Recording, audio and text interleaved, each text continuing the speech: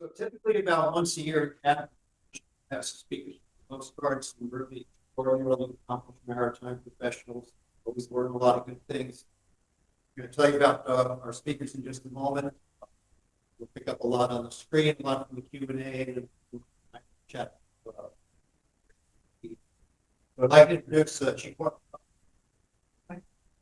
introduce Chief Warrant Officer Chris Clark. He's an 18-year veteran of the Coast Guard. Engineering duty on shore on small boat stations for veterans. Now he's moved to the part of his career which is doing vessel inspections. And his colleague Tim Deal, Mr. Tim Deal, is retired Coast Guard 23-year veteran of uniform service, now moving on to civil service doing uninspected passenger vessels, and is Maryland native and is a captain. So I would like to introduce both of you. We're glad you're here. We've been trying since January, but the snow's on the beach.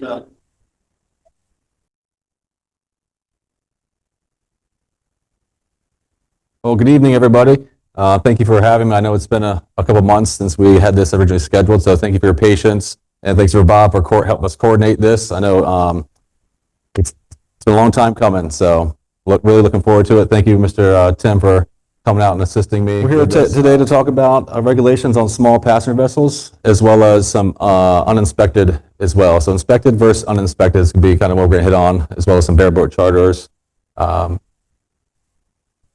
Background, we're going to talk about the CFR. I know some people are interested in the CFR, how to navigate it, so we can talk online and offline about that. I brought one with me, a physical copy of one. It's a little easier to read. What regulations apply to your vessel? We're going to talk about bareboat charters and construction requirements, stability standards, life-saving equipment, fire protection, and the top deficiencies of small passenger vessels that I kind of came up with. I did a data call of last couple of years just to show you guys what we're seeing out in the field. And then we'll do a Q&A, and then Mr. Tim's going to come up and talk about commercial fishing vessels, inspections, as well as uninspected. So this is me. I grew up a son of a Navy brat. I know we got a retired Navy back here, at least one. So I grew up all over, but I spent most of my time on the Chesapeake Bay here in Maryland. My dad got back-to-back tours at the Naval Academy as well as the Naval Shipyard. So I was lucky to stay in Maryland most of my middle school and high school years. So I consider this area home.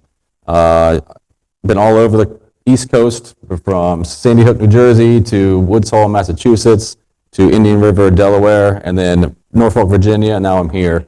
I transitioned from being a marine machinery technician to a marine inspector about 5 years ago. So I'm still relatively new, but I got a few qualifications under my belt. I'm pretty comfortable with the small passenger vessels. So that's me in a nutshell. When Tim comes up, he'll kind of give his background here a little bit. But he's retired, Coastie, and now transitioned to the civilian sector at our office. All right, so the CFR, what is it? It's a set of rules and laws created by the U.S. government that everyone must follow. For mariners, the CFR includes important regulations about how vessels should be built, operated, and maintained to ensure safety and compliance. So the U.S. government has what's called a U.S. Code, USC, which gives the legal authority to the Coast Guard to regulate and enforce the CFR. So the CFRs we're going to be talking about, we'll show, and at the end I'll take you to this. There's a govinfo.gov or eCFR. You can just Google it, and all the CFRs will populate. We'll be sticking in mostly Title 46 today.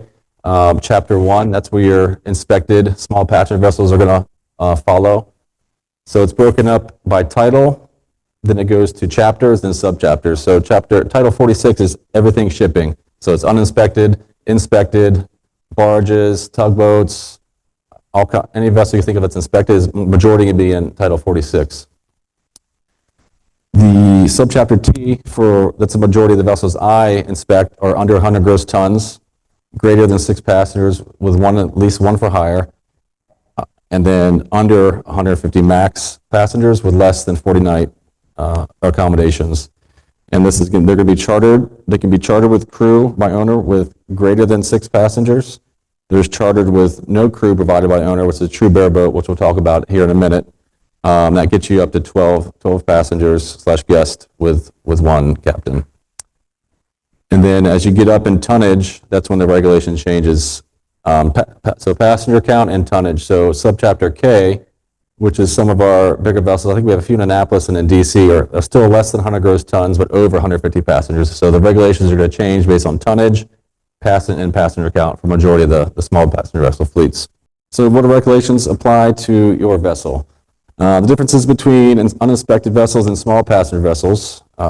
Uninspected, your basic recreational boats, fishing, work boats. So there's a basic set of safety rules that they must follow. And then if you are inspected, you have a more stricter standard that falls under subchapter T. So the uninspected is going to fall under, oh, can I get the pointer? I'll start with the laser.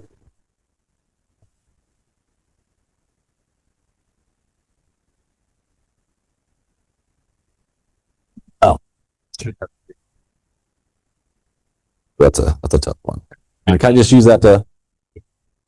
Oh, it does? Oh, we'll pass on that. So security is pretty big now, so I don't want to plug anything in there. I don't. Yeah.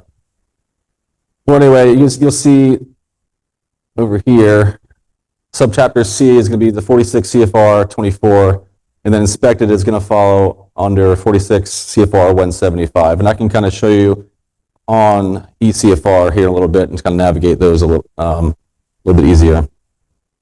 Well, like I said, if you're inspected, you're subject to annual inspections, which some of our captains here are well familiar with. You have dry dock intervals and exams every couple of years based on certain criteria. If you're in saltwater, freshwater, crew requirements, master, mate, that's all required if you're inspected under the COI and the subchapter T CFR. Bareboat charter. So here's a nice little slide that I piggybacked from our investigating officers at our unit. So a bareboat charter is a vessel's charter without a crew provided, and the crew is not specified by the owner. So it has to be a disconnect between the owner and the charterer. So there's a 12+1 rule, and there has to be a written charter agreement that must exist, signed by the charterer and the boat owner. But other than that, there's a disconnect to be considered a bareboat charter. The charter must have the option of selecting and paying the crew. The vessel owner must provide a list of qualified captains or charters they might find on their own. Excuse me. The charterer pays for the captain, crew, all food, fuel, and stores, all port and pilotage fees, insurance costs, covering liability included on the owner's policy. The charterer may discharge for cause the master and crew without approval from the vessel owner. So it's like a complete separation between owner and charter, and that's how you get up to your 12 guests plus passengers on board. So the question is, can there be 12? I guess maybe I'll clarify a little bit. So the 12+1, the +1 is going to be your captain on board. The 12 is going to be, so it's 13 total, and 12 is going to be the passenger/guest on board. And then outside of the bareboat, you can carry up to 6 passengers. That's when the owner is going to provide a captain or crew. That's where you can carry up to 6 passengers. But the owner and charter are separate, then you can get up to 12. And correct me if I'm wrong, Tim, but I think that's the way it's written. And we can talk more about it afterwards as well. Any questions? I'm sure there's going to be more online as well for the bareboat charters. But we have members assigned to our unit that are tasked with finding illegal bareboat charters, because there have been a few in our area recently that we've investigated, and there's heavy fines associated with that. So as far as inspected vessels are concerned, there's certain constructions requirements that are required. The hull must be built using approved materials, steel, aluminum, fiberglass, or wood, in accordance with standards such as Lloyd's Yachts and Small Craft, or ABS, American Bureau of Shipping, steel vessels rule, etc., depending on the vessel material. So basically you have to comply with one of these standards when you become an inspected vessel. There's also a stability test that's required for most vessels. It involves water barrels or sand. We actually did one a couple weeks ago on a vessel in Ocean City. But so there's stability tests that will have to be conducted in order to become a inspected vessel. There are some I've seen some issues where there's a sister vessel that has been inspected before. So it's a little easier to become inspected if there's a sister vessel that you can prove has history, has been certificated. So if you can find a sister vessel of one of your vessels and you choose to get inspected, that could help the process out a little bit more. So we have life-saving equipment that is written in the CFRs. Here's just a brief outline of some of the things that we'll be looking at when coming out to inspect a COI vessel. Life jackets for all persons on board, Coast Guard approved, and the uninspected vessels will have to have these as well. There's just stricter standards when it applies to some of this equipment that we're going to be talking about.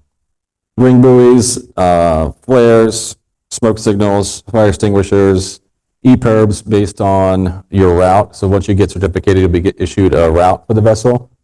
Lakes, basins, sounds, and rivers is kind of what we deal around here. So the EPIRBs aren't required, but if you choose to go offshore, you're going to require the EPIRB. And a sound producing device as well, whistle, horn, bell. There's certain fire protection and detection equipment as required. Portable extinguishers, fixed systems depending on the which type of passenger vessel you're dealing with. Fire detection as well, fire buckets, axes based on the applicability on certain lengths and keel lay dates and tonnage. And then crew training and drills, man overboard fire drills are also required. So machinery and electrical systems, this is a pretty big one here because we get a lot of older boats in our fleet with outdated electrical systems. But in order to comply with the CFRs, you have to have properly installed equipment, marine grade wiring, fuel systems must be constructed and arranged to prevent leaks and fires, must have appropriate circuit protection, grounding, isolation, adequate ventilation must be provided for machinery spaces to prevent accumulation of vapors, and electrical equipment must be safeguarded to prevent accidental contact and injury. Navigational equipment as well as communication systems. They must have appropriate nav lights and sound signals required by these regulations. So a lot of these regulations are interconnected between uninspected passenger vessels and passenger vessels. So you'll see a lot of these are the same requirements that most of the boats you guys operate have on board right now. So most of them will comply. There's just a slight differences in certain regulations, but most of these are the same. Charts and publications for the intended route, reliable means of communication, VHF radios must be installed in operations. Emergency communication equipment, EPIRBs based on the route may be required. All navigation and communication equipment must be maintained in good working order and readily accessible. Crew qualifications and manning. Crew members must hold a valid Coast Guard issued license as appropriate for their positions. A little bit about the Merchant Marine credentials. There, I'm sure most of you are aware, if you tried to renew, there's been a slight delay with the government being shut down. But most of those people are back to work now at the National Maritime Center. So we are, if you have renewed recently, I've seen a memo from NMC, you're good until June. I don't know if you see anything different, but it gets you until June. So they're starting with the people who applied first and slowly getting them out. So I know I've seen, I think 5 last week that were expired, but as long as you have the receipt, I think you get an email back from NMC, we're accepting that as valid. So no worries there for now. Vessel must be manned with a minimum number of qualified crew as specified on the COI. The crew must be trained in emergency procedures, including fire, man overboard, and abandoned ship drills. And the crew must be familiar with the vessel's safety equipment and operational procedures, as well as the crew training must be maintained and available. So basically, official logbook. So basically, it basically comes down to the individual, he or she's captain's license or merchant mariner certificate, the orange passport. And you open that up, and it says in there in black and white what the mariners endorsed to do, whether it's OUPV, whether it's 20 ton or 50 ton or 100 ton. And you say, and coast-wise, right? So if I own, say, 2 or 3 boats, and I want to let my boats out to do bear charters, I got my list of captains, which, by the way, the owner should update annually, have a list of certified captains, and it's up to the owner to verify that the captain's the licenses, list of licenses, his mariners are current and also enrolled in a consortium or drug testing program. But in addition to that, if I'm the owner and I running a business and I have a captain bail out on me, if I'm running, I've got a 100-ton license and I'm endorsed coastwise, not OUPV, and I have the appropriate endorsements on my Merchant Mariner certificate, and it's current, I don't see where there's no blood, no foul on that. If the vessel's not inspected, so I have a 35 Markley, it's not inspected yet. Right. If I got it inspected, I could probably get it to 12+1 or whatever. Yes, But sir. if I don't have it inspected and I run it or I lease it as a bareboat, but then I step on it, it's not inspected. It's still only inspected to carry 6 passengers, right? Right. Yes, sir. So I think that's the catch, right? Yeah. Yeah, yeah. 6 versus 12. Oh, no, well, you have, yes, pardon me, that's without me getting into this DOI. Let's play out the scenario. Okay, Currently, 100-ton master, enrolled in a drug program, et cetera. totally legit. 42-foot vessel is Okay. uninspected.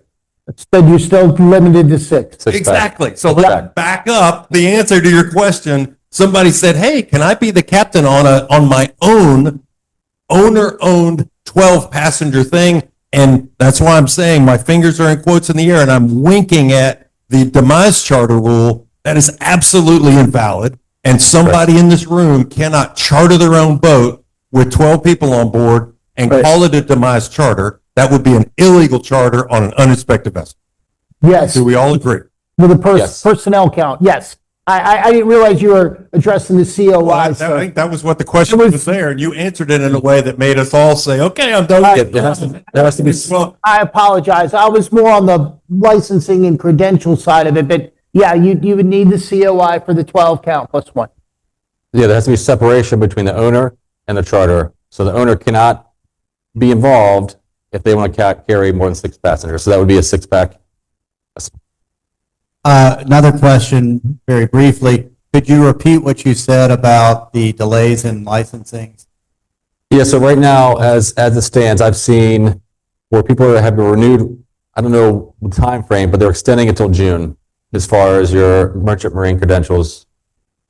So if they're currently expired and you have documentation that you have renewed, and we can actually look it up in the system too, but you're extended till June is what I've seen in the fleet. You concur? You concur?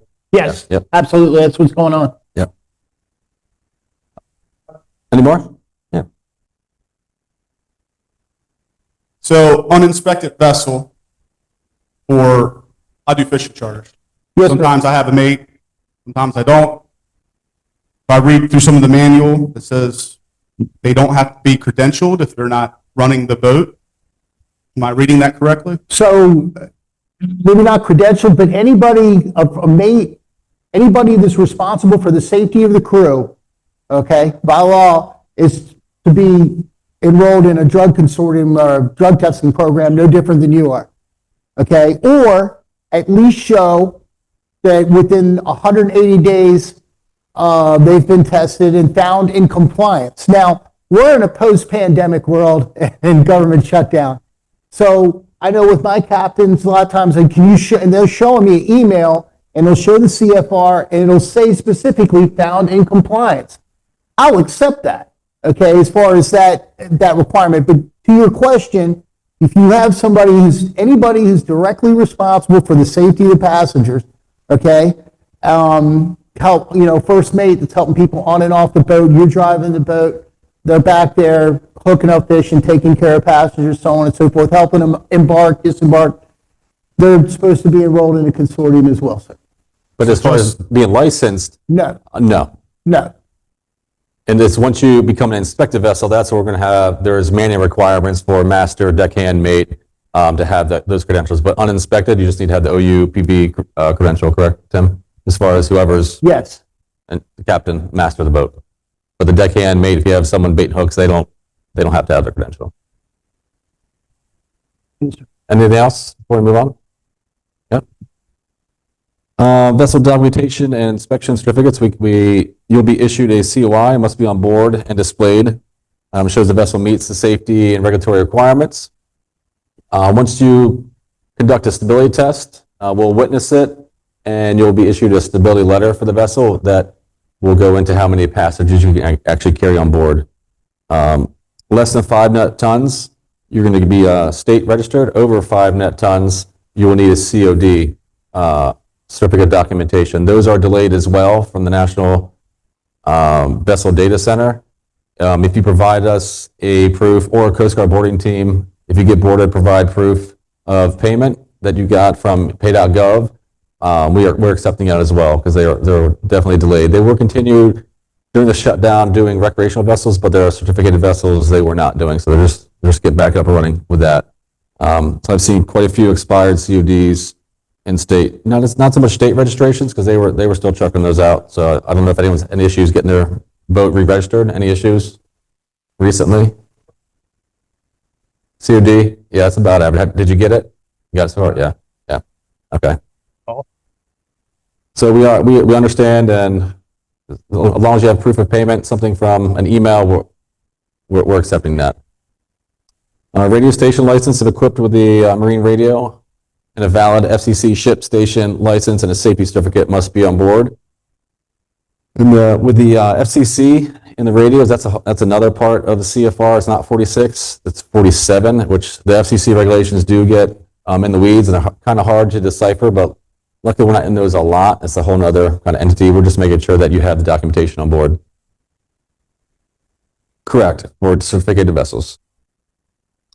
Pollution prevention certificates, documentation of compliance with oil and garbage pollution, and then drug testing program, which DAPI, which we kind of talked about earlier, about consortium that the crew will have to be enrolled in. Here's an example of a COI. This is where you have your manning. This vessel here is a master, 1 deckhand. Here's all the AB, radio officers, mates.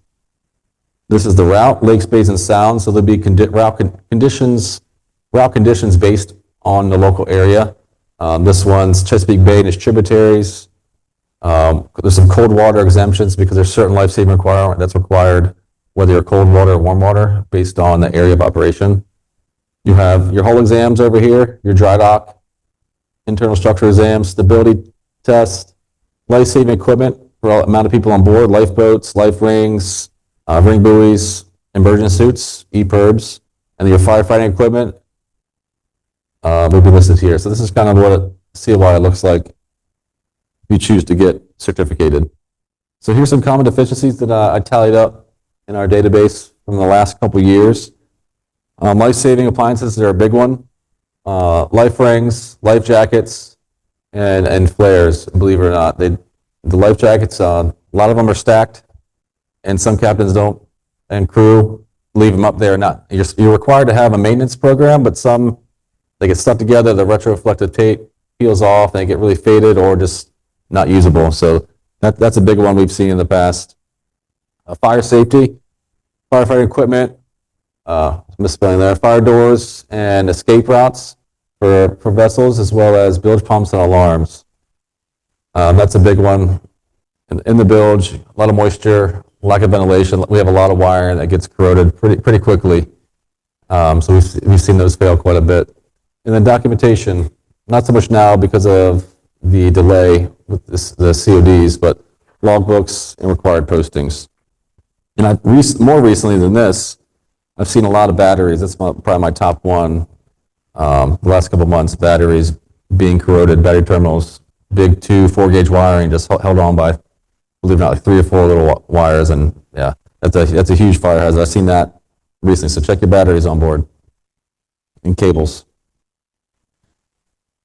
Here's a life float painter. Yes. You mentioned a marine radio. Is that different than a VHF, or is that a standard VHF radio? Standard marine grade VHF radio. Yeah. And for certificated boats, most recreational boats probably don't have it, but most VHF radios have what's called a DSC alarm. I'm finding that quite a bit. It's a distress signal, digital selective calling, which is on these VHF radios. If you hit that button, it sends a distress out to the Coast Guard and other mariners on the area. But if your vessel So if you have a station license through FCC, which I think you get one regardless of if you're inspected or not, you program what you're called your MMSI number. The FCC will issue that to you, and you program that into your radio. That way, if you hit that distress button, it's going to send your vessel's information out to the Coast Guard, and as well as mariners that are in the area. Here's some other common deficiencies. We've got a life float painter. So on top of this vessel, there's a life float, and then there's a painter line that's required, and it wasn't attached to the boat. So God forbid the vessel sank, the life float is supposed to stay, it's like 100 feet typically as a painter. This vessel, it just would have floated away. It's supposed to stay with the vessel, and there's a weak link here. That's going to break under certain breaking strength. That way you can get away eventually if you really tug on it. But in this case, the life float would have drifted away. Life rafts, we don't have a ton of life rafts in our area. That area, they're mostly meant for offshore. But we have a hydrostatic release that was rigged upside down. So if this was the case, the life raft would have went down with the vessel and not floated up and inflated. So that's a pretty big one. Believe it or not, this vessel had 4 of them on it like that. So if the vessel would have sank, all the life floats or life rafts would have sank with the vessel, and no one would have been able to use them. Life floats is a big one. They're typically on top of the boats, and the UV just destroys them. So they're hard, and you have to have them uncovered when in use. So it's definitely, we understand that they're tough to maintain, but they do make paint and repair kits for them, and they're not cheap. So that's one of our big deficiencies. Unapproved, unsafe wiring. I know we talked to someone about dead-end wires earlier. This vessel here was just a spider web of wires, most of them which weren't in use. That's one of the worst cases I've seen, but we were able to get it figured out and got them operating, but it took some time. Believe it or not, that was my first inspection here. Yeah, it wasn't good. That was definitely a fire hazard, extreme fire hazard. And I assume most of you might want to know, how do you become an inspected small passenger vessel? So there's a few things that you have to do prior to. And in some cases, it can be a big lift. I mean, there's a lot of things that you have to have. But like I said, if you have a sister vessel, it's a little easier, and they can prove they've operated a certain amount of years. But you're going to have to reach out to the Coast Guard to request the inspection. And then you're going to have applicable safety equipment, construction standards as outlined in the CFR. And after a successful inspection by the Coast Guard demonstrate compliance, the COI is issued, allowing the vessel to operate legally as an inspected vessel. So I have a document that I'll show you later. We have a Sector Maryland NCR guide to plan submittal, and that's where I'm stationed. It used to be Sector Baltimore. Now a couple years ago they switched to Sector Maryland National Capital Region, so it encompasses DC and Baltimore. That's our new name at the sector. So there is a guide that we have. If you do choose to be inspected, we can send you this guide, because there's certain plans that have to go to our Marine Safety Center as far as hull construction, electrical load analysis, stability, that they have to review and approve prior to us coming out. And they have a 30-day window to approve or disapprove all of the plans once you get it to them. And I can show you our guide. If anyone wants to become an inspected passenger vessel, I have guides that can assist you along the way. We're not surveyors, but we can help you a little as far as getting you through the process, work with you the best we can, depending on the time of year. This time of year is a really busy season. We have the 5th biggest fleet of small passenger vessels in the country.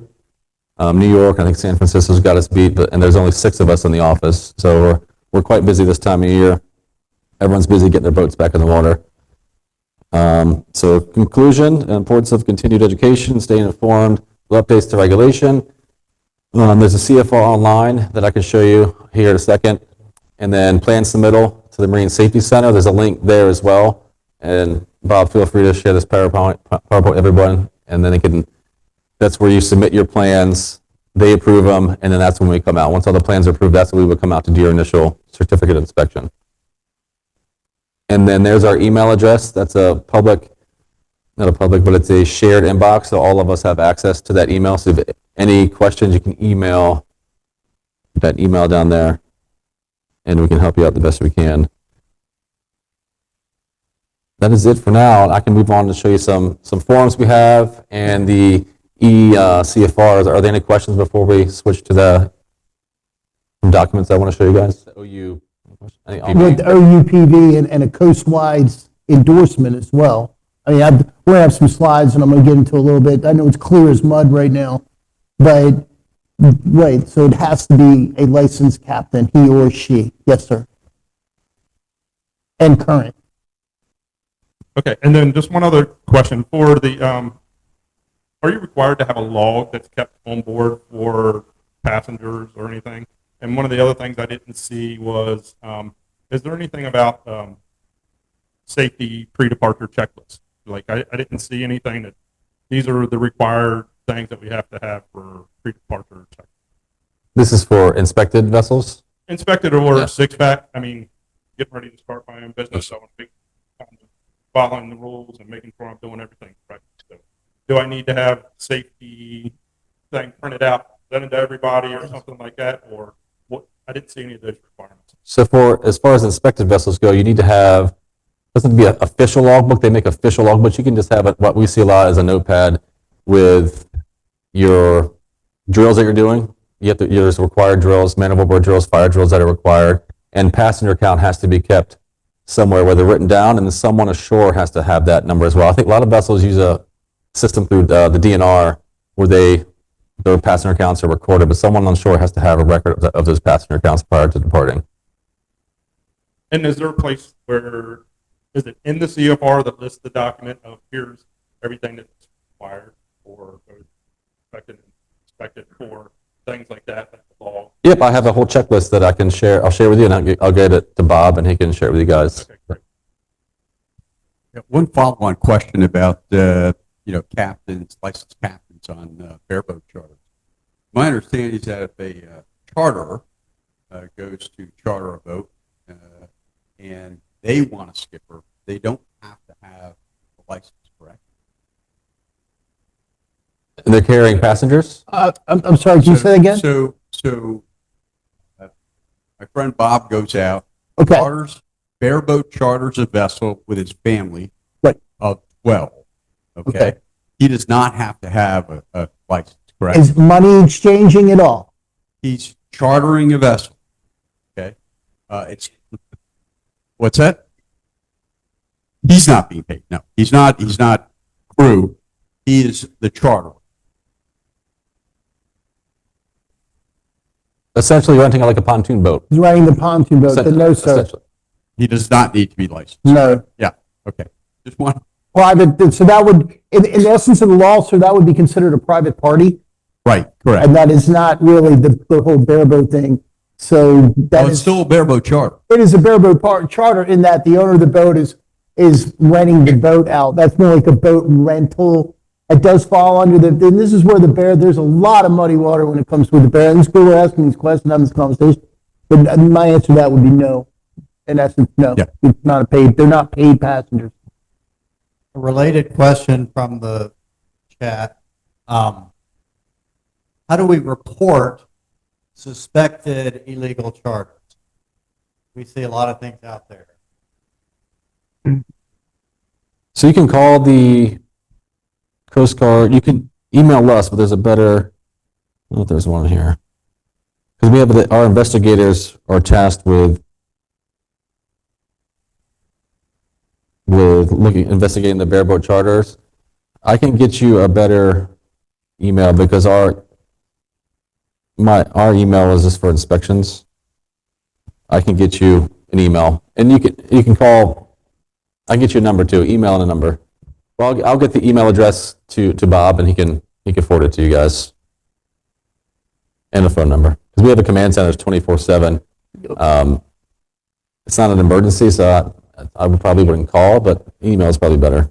The IOs though up there at the base, that department that handles this, they have a 24-hour duty phone, just Yep. like I do. Like our phone, we joke we call it the fish phone because primarily deal with commercial fishermen. But the IOs have their 24-hour iPhone, and if you call the Coast Guard directly up there to Curtis Bay, somebody's going to put you in touch with them, and they will most certainly take that call very quickly and get all the information they can from it. And they'll be asking a whole host of questions that maybe normal people wouldn't think about what you've seen or what time, not just time and place, but size of the boat, so on and so forth, demeanor of the crew. And it's an epidemic. I'll talk about it here in a couple minutes, but yeah, you just call the Coast Guard and they will put you through to the IOs and they will gladly take that phone call. And their phone's on 24/7, sir. Just like my phone. I can get it for you. You're touching on fire extinguishers earlier. Uninspected vessel, you have to get an annual tag on those, or as long as it's in the green.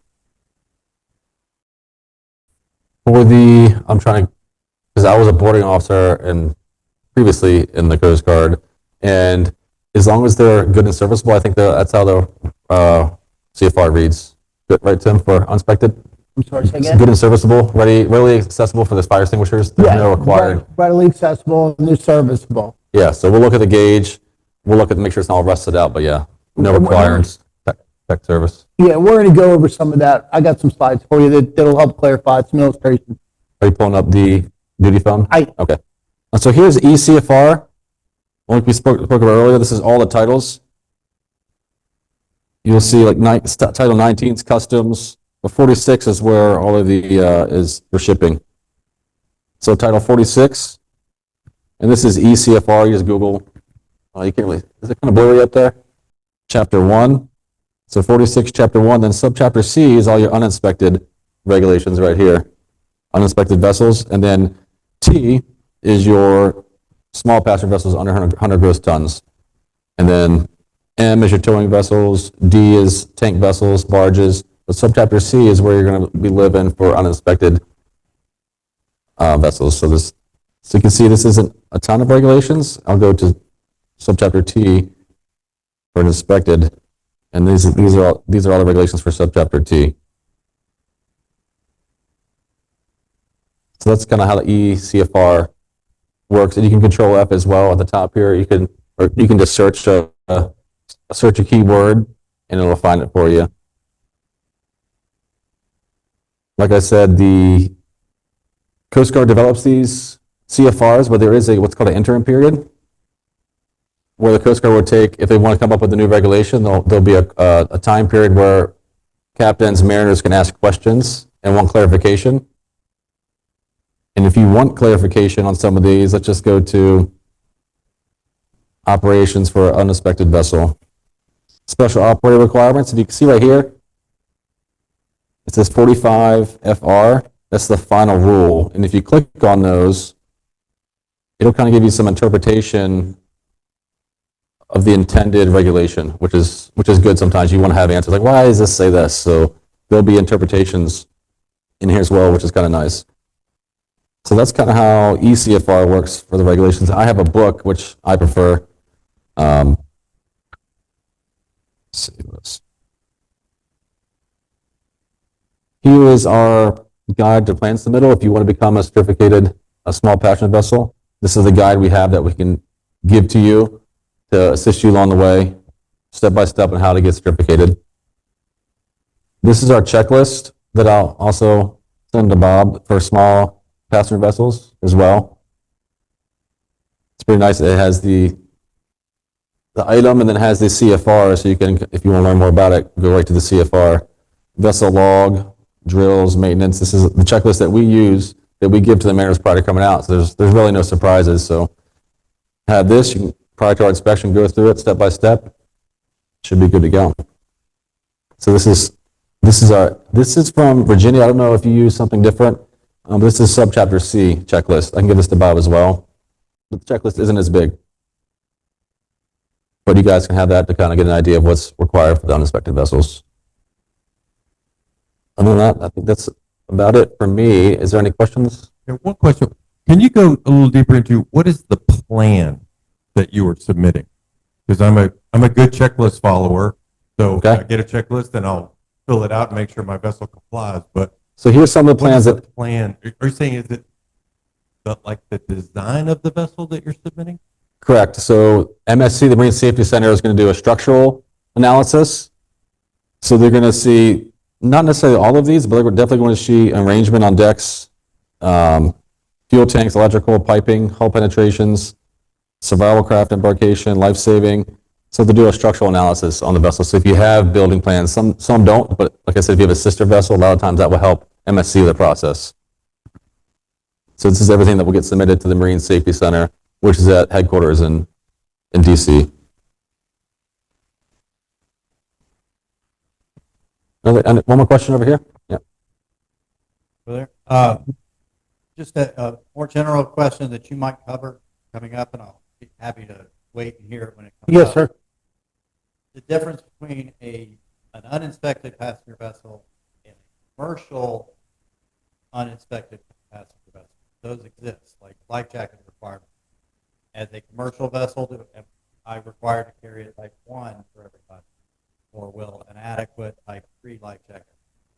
So, well, it's one for one across the board in regards to life jackets, or PFDs as we call them in the Coast Guard. The commercial fishing vessel regs are a little more stricter, especially if it's documented vessels, in that they want type 1s. You got type 1s on the UPVs too. And then it breaks down into various groups, like whether a vessel is documented or whether it's state registered. I don't know why the regs are that way. It doesn't make sense to me. It certainly seems like the documented vessels have to have more expensive stuff. Getting into Solus A flare packs if you're going outside 3 miles, so on and so forth. And I don't know why that is, but there's differences with it. And, you know, it's just a matter of looking up the regs. I'm going to show you guys some things, give you guys some tools. I have 2 phone numbers to pass for the purpose of reporting illegal charters. The first number is the IO phone. Like we just discussed, that phone number is 443-257-2507. And that's investigating officer. And just like me, they have their person who's on duty, who's on call, and that phone's on 24/7. Okay, the other phone number, if they can't get a hold of the IOs directly, investigating officer, sir. And so if they can't get a hold, if they call the IO phone, the investigating officer phone, and they don't get an answer for some unforeseen reason, then they can call the comm center, the communication center, a watch room up at sector directly. That phone number figures 410-576-2693. Okay? And I promise you with 100% certainty, a reporting source, somebody sees something looks fishy, does not look right, reporting possible illegal charter, they're going to take that call because the Coast Guard is too blocked on this right now. It is an epidemic that's ranging from Cape Cod all the way down to the Keys, all the way to the Gulf of Mexico. I have my own boat down in Pascagoula, Mississippi. Part of the reason I'm here in front of you all tonight is I can't compete with all the illegal charters that are coming out of the casinos out of Biloxi and out of Pass Christian. And I'm from the Bay, and I moved back up here, but that's part of the reason why I'm in front of you tonight talking about it. So it's definitely a sore spot for me. So anything you can do to report it, if you see something wrong, make the phone call. Without any problem. You develop your boat, develop a good rapport with the ships and boats manufacturer. They can supply a lot of stuff. They do what they need. And also in terms of preparing your boat for inspection to go out there, rule of thumb for me has been, when you take your family out on the boat, in terms of having a care, in terms of the number of PFDs, life-saving equipment, firefighting equipment, so on. If you're comfortable taking your family out on the boat, then chances are you'll go through the inspection. that. That's- Oh. Thank you for the comment. Appreciate it.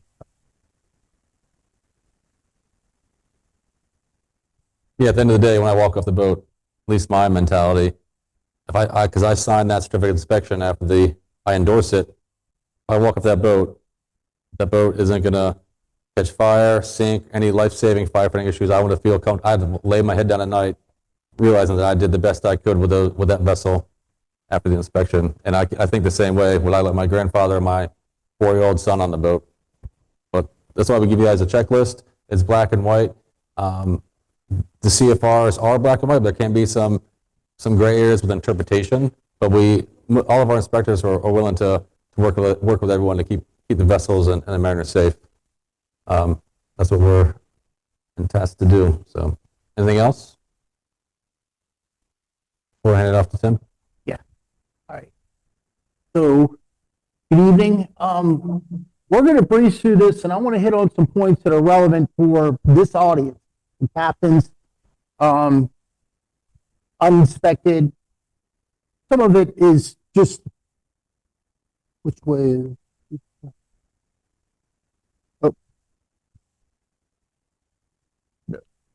So my name's Timothy Deal. You know that? That phone number up there is the fish phone. That phone's on 24/7. If I ever can be a help to anybody, please call, and I'll take the call and I'll help you as best I can. So there's our decal. Any commercial fishermen in here? Let's get through that. No? Okay, next. Commercial fishing fleet. A lot of people don't realize that we have the largest commercial fishing fleet in the whole country. It's not Deadliest Catch. It's not Wicked Tuna or Gloucester. I happened to got a hold of a statistics guy at DNR. I happened to call the right number, and he counted permits for me, and we came up with an estimate somewhere around between 35 and 4,200 commercial fishing boats in Maryland. I want to draw your attention to this because this is pretty important to document. How many of you are documented vessels? Do you have documents? Okay, so this is really important. We know that documents were post-pandemic and also with the shutdown, you guys are waiting for them. If your documents expired between October 1 and now and you haven't gotten your new one, just keep that document on board, okay? And if you boarded, just say, hey, we'll have an email just like Mr. Clark said, because they're going to send you email, hey, your new documents processed, it's en route. We're going to work with you on that. The boarding officers are going to, we all know that there's a lot of shortfalls right now, okay, between post-pandemic and the shutdown. So if your document is, I was reading a couple days ago, October 1 to now, they're going all the way to June 1st, and they'll probably extend it after that because it's going to take, it takes them a while to get caught up out there at Martinsburg, West Virginia, okay? But one thing I want to show you, I want to use the term milk and eggs. The Coast Guard, we say that a lot when you're a blue suitor like Mr. Clark over here. Okay, milk and eggs, everything's perishable. What's the date? What's the expiration date? We think about flares automatically.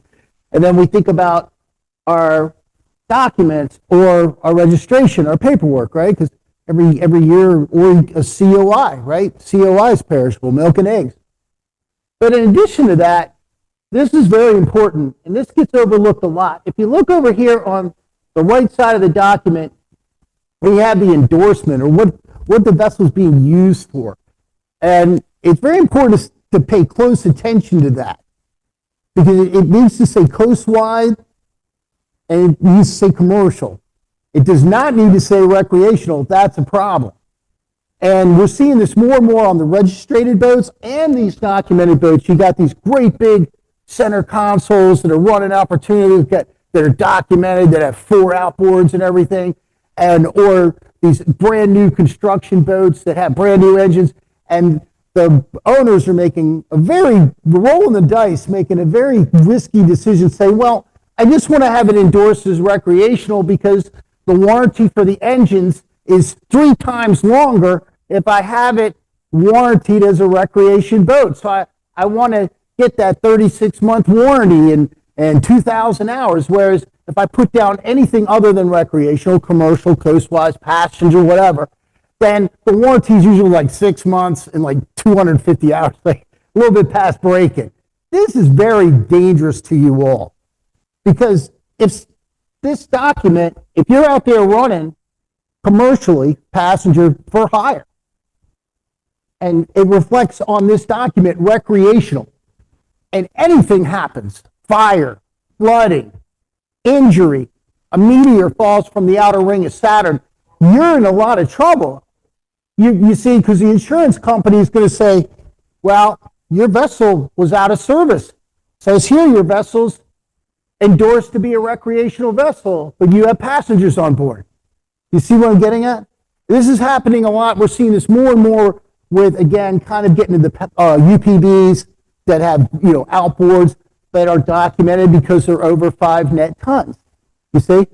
But so I would say, especially right now with the government shutdown and the backlog of documents, when you get your document and it comes in, very important, just as important to check that date and your name right here, the usage of that boat, and absolutely verify that you got the right endorsement on your certificate of documentation.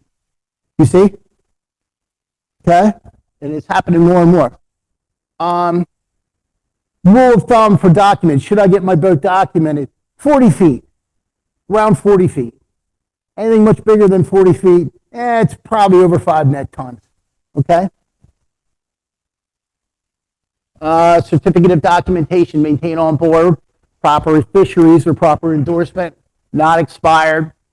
You know about the vessel name on port and bow and the stern, not less than 4 inches.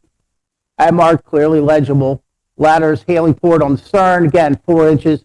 And somewhere in the boat, in your boat, on a permanent member, usually a frame, a transverse frame, you have your number etched in permanently, right?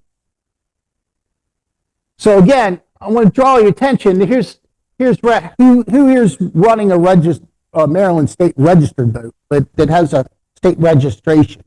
Okay, same thing, but they're going to use a different term. It's going to say usage. Okay, so again, milk and eggs, we're looking at the date, we're looking at all the pertinent information and make sure the name's right and so on and so forth.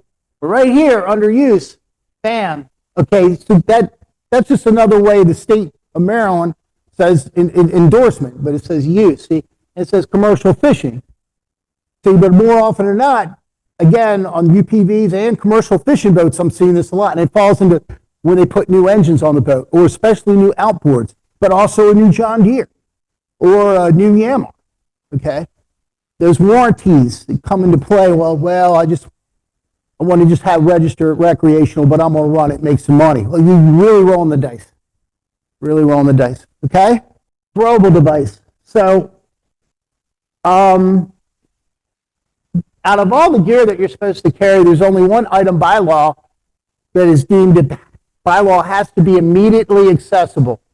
And what is meant by that, the expectation for immediately accessible, is that this device, this life ring can be grabbed within 1 minute and deployed. God forbid somebody falls overboard. Everything else is supposed to be reasonably accessible, readily accessible. That's 2 minutes. But the life ring's a big deal because that needs to be immediately accessible and deployable with 1 minute. So however you outrig your deck and you set up your deck, whether you're doing fishing or passengers chartering, I would recommend you keep that in mind, like, hey, I need to put this life ring somewhere where no matter what, I can grab it and deploy it and get in the water within 1 minute. Okay? Distress signals, again, you're milking eggs, you're looking at the dates on those. Want to talk to you, how many of you all, have any of you all switched over to the electronic flare? Yeah, they're great. We love them. Us coasties that have run search and rescue, they're good for 10 years. They run on 2D batteries. They're fantastic. Again, God forbid if someone falls overboard, you mark your position on your Garmin and you toss that joker, light it up, and toss it overboard. So when the Coast Guard shows up, you have the initial position where the person fell overboard, then they show up and they find that float maybe a half a mile to the east or to the south, and they can figure out the set and drift which is huge in detection of a search object, right? Most probable location for a search object, corrected for set and drift. That's why these lights here, as Coastie, as a former rescue boat driver, I see these, they're awesome. Okay, but you also have to have the flag, the Charlie November flag, it's a set. Okay, so you keep those together. Me personally, if I had passengers on board, I would keep that joker where I could grab it and toss, God forbid, and toss it overboard if I had to. So in addition to being electric flare, I mean, it's bright. I mean, NASA can see it. It's super bright. But for the purpose of finding people and establishing set and drift, God forbid, that's what we use professionally as a rescue. As I've been a rescue boat driver on and off for the last 25 years. And so we love those. So just for what it's worth. They usually run about $110. That's what they're going at various marine stores region-wide. Tim, I have something to add. At least for the inspected side, on the life rings and the life floats, we're seeing some of these water lights that are required they're smaller, they're about the size of a flare almost, and they're required to have lithium-ion batteries. I don't know if these are required, but the newer ones we're seeing, just read the side of the light, and it'll say what type of batteries are required. So I think lithium ions is a lot of the ones we're seeing now. We're seeing regular alkaline batteries, which don't coincide with the manufacturer's instructions. So just make sure you're reading. I don't know if those are required or not, but the ones that we see often do. Those are usually D's, sir. D's. Okay. Yes, sir. All right. So your nav lights, how many of you all have switched to LED lights on your boats? Okay. So the lights work great. They always work too well. So there's a tendency for them to bleed into other sectors because they're just so bright. So I would recommend, when you turn them on, really take a look at them from a bow aspect and from a stern aspect, especially from the stern aspect, in that if those side lights are bleeding over into a stern light sector, that's a problem, because if you're seeing that, the other mariners are seeing that, and it makes it all the more confusing to other mariners to determine your bearing drift or your trajectory, if you will. Does that make sense? And we're seeing this more and more. Another thing with these lights, especially the little LED lights, are people are putting them in backwards. And I've had 2 boats this month that they great new lights, but they were installed backwards, pointing the wrong direction. And these things happen. So again, if you put new LED lights on, I recommend that, when it's dark, really take a look around and get a bow aspect, stern aspect, and verify that your sectors here are correct. Okay? Air horn, sounds like you all knew that. Okay. So fire extinguishers. There's a whole new classification with fire extinguishers. I know, how many of y'all have Kitty, or any of you have the Kitty fire extinguishers? So they were saying that, like, the lifespan on those, if you turn the Kitty fire extinguisher upside down, you'll see the year it was manufactured. They were saying it's 10 years. Now they're saying it's 12 years, every 12 years. And that the corporation says, hey, if you have one of our extinguishers that's 14 years old, you go to put out a fire, it doesn't work, your boat burns the water line, we're not at all responsible. So that's why it's really important to, if you're using those, and those seem to be the most common fire extinguishers that I come across, to be an issue. So that, and them being mounted, and again, readily accessible within 2 minutes, right? Readily accessible.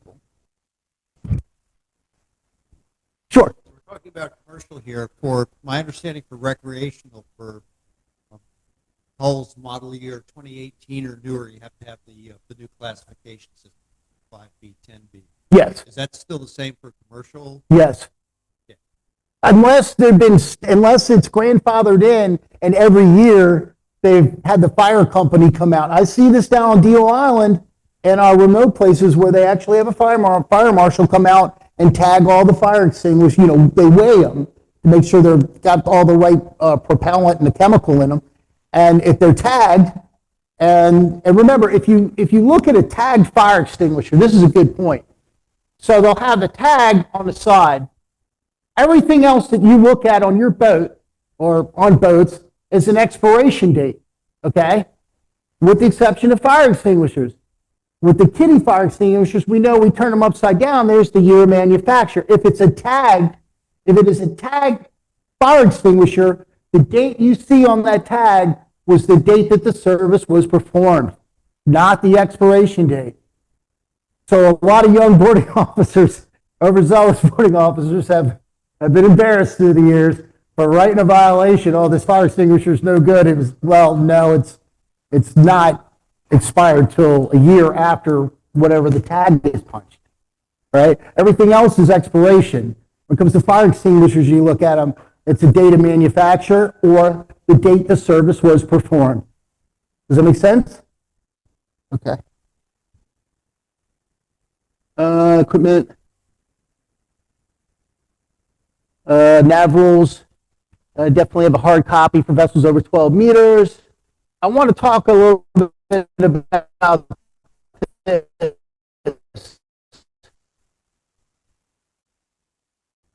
How many years? No. The term vessel engaged in fishing is any vessel with nets, lines, and all. This is really important. Does not includes vessel fishing with trolling lines, and in particular, our charter guides that are running boards, right?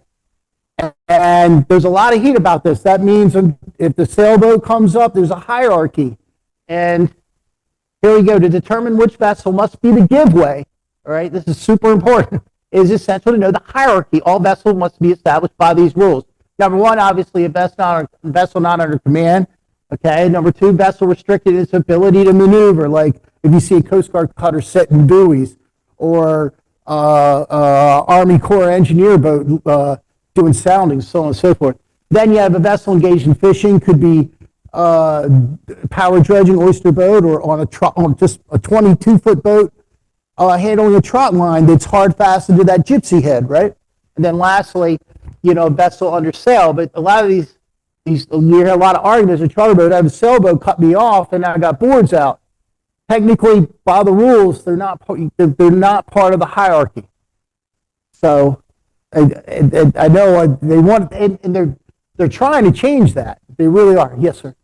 So just a point of clarification, the vessel engaged in fishing, that's supposed to read vessel engaged in commercial fishing. Yeah, it should. Yes. So it does not include recreational charter boats. Does not. It's commercial fishing. And every year. Confused over that. Just want to clarify. Yes, sir. The commercial fishing. So, but I mean, again, like this is coming right out of the rules, but for the sake of the presentation. Point of clarification on that. So a lot of people are out there doing what they think is commercial fishing. They're hiring passengers, right, to come on, go fishing, but they're still trolling their lines. Right. So that is still, But they still need to give way to a. they need to give way to the sailboat. I hate to break it to you. I make that clarification as a sailor. It pains me to say it too. Growing up here, it kills me. It gives me a stomach ache every time. But no, absolutely. Thank you. Yeah. So you've got boards, you're trolling umbrella rigs, and you have one cutting you that's under sail. Now, if that sailboat is under power and they're motoring along, then all bets are off. They're not under sail. They're a power-driven vessel. You're a power-driven vessel. I'm just going to throw that out there. But does everyone understand that? As far as like commercial fishing versus charter boat fishing, the way it's looked upon all the way up to the Coast Guard and all through the ranks of the maritime community, the big people that make these decisions and laws and tweak them here and there. The charter boat world, us charter boat captains, we're actually in the tourism business. We're a part of tourism. Whereas by definition, a humble way of living, humble trade, as it is defined in the actual verbiage for commercial fishing. Just to give you all some insight on it. So we're part of the tourism world. And that's and let me tell you, they're fighting about this. This is coming up every single year, not just from the Chesapeake, although we're a lot of it, but a lot of other places as well. Okay, but that's the hierarchy. All right. Okay, so what is a UPV? Uninspected passenger vessel, right? You got up to 6 passengers, a captain, and a mate. Right. We know what the captain's license is, the TWIC. Let me ask you, do you need, for your reissuance, do you need a brand new TWIC card? Do you need to buy a new TWIC card? You don't. It's one thing you don't need to do. You got your original TWIC. I know I do mine. Yes, sir. It can be expired and you throw in your package. You're already vetted through the system. I recommend you pay the $140 and get your new TWIC. That's what I do. But that is not a requisite for you to get a new issuance of your license, sir. Your credential. Passenger counts, chemical testings, again, type 1 PFDs, ring light buoy, firefighting equipment, no survival crafts. Go figure. Commercial fishing boats have to have life rafts. Charters don't. Illegal charters. We're going to go into this a little bit. So, right here. So, again, the Merchant Mariner's credential. If you get a new Merchant Mariner's credential, please look it over very carefully. Obviously, milk and eggs, you're going to look at the date first. You're going to make your names right. And then you're going to flip through it like a passport and make sure your endorsements are straight. Very important. Okay, very important. Whether it's 20 ton, 50 ton, 100 ton, a UPV, should say coastwise. Okay. And then this one right here, Maritime Consortium. There's different companies that do random drug testing, or at least you've been found it, and it needs to say whatever you do. The people get emails. They show me emails. I'll accept it. It'll say found in compliance with 46 CFR, yada yada yada, within 180 days. Milk and eggs, right? A lot of times people will have their consortium card, shows they're enrolled. That's good too. I'm looking at that. I'm looking 1 year. Again, 1 year, right? That's reasonable. If they don't have, if you have a captain that's not enrolled, but hey, can show proof that he or she was found in compliance of DOT Panel 5, the testing that they do within 180 days, and it specifically says found in compliance as an examiner, I accept that. Okay. So the difference between, real quick, the real one says top on my mind. The difference between inspections, Mr. Clark does, and I do exams. Inspection, you think from a legal sense here, true legal sense. Inspections you pay for, whether it's your car, whether it's your boat, okay, or your house. You're paying for that. It's an inspection. You're paying a third party or whoever it is, official party to do that. That's operating under the authorization of whatever authority, whether it's captain of the port or this or that. What I do with examiners and my auxiliaries to help us, like Mr. Bruce Johnson, exam is courtesy. You do not pay for an exam. It's considered a courtesy thing. Now, when it comes to commercial fishing, there's some loopholes, some backdoor regulation with that that comes into play. But in essence, especially UPVs and charters, if you're a City 1 and 6-pack, you don't pay for an exam from us. You call us, we figure out when to get down to see you, and we make it happen. Do you have any questions about any questions on what I've covered? I know I've covered a lot of stuff kind of sporadically, but not. No? Tim, you brought up a good point. As far as, they're called user fees. So if you're a certificated vessel, you will have to pay a user fee every year for us to come out and do the inspection. I believe if you're under 65 feet, the last time I checked, it was around $500 a year for us to come out and inspect your vessel. So that's a user fee that is required. So like Mr. Tim said, that for recreational boats, there is no fee. Auxiliary can come out and do your inspections. They're strictly voluntary, but if you're on the water, the Coast Guard small boat stations have the authority to come do your inspection as well. Yes, sir. Got a question online from about people that are captains that are 1099s or contract captains, Right. not working for a particular employer. Sure. Should they self-submit to a Marine Consortium Yeah, I mean, yeah, absolutely. You know, you can do that as long as it's within every 6 months and it's an authorized and accredited consortium company, you know, and, you know, when in doubt, ask another captain, right? That's the best advice I could say. But definitely that 180 days. That's what the law says with it. Any other questions? I want to thank you for coming tonight. Yeah, you're welcome. You've been very animated and excited. Yes, ma'am. I've got a gift for you. Wicked cool. Hey, thank you so much. There we go. For Hey, that's our speaker. fantastic. Isn't that awesome? I love that. Got another one over here. For Mr. Clark, even. thank you very much. If you're allowed. Yes, okay. Right. Coming up again on your tables, you see the shipwrecks of Curtis Bay. And we got safety on the water coming up, and who knows after that? Lots of things are coming up this year. All right, I think that's about it. You got any closing words? No. We love you all, but you can't stay here. All right. Bye bye.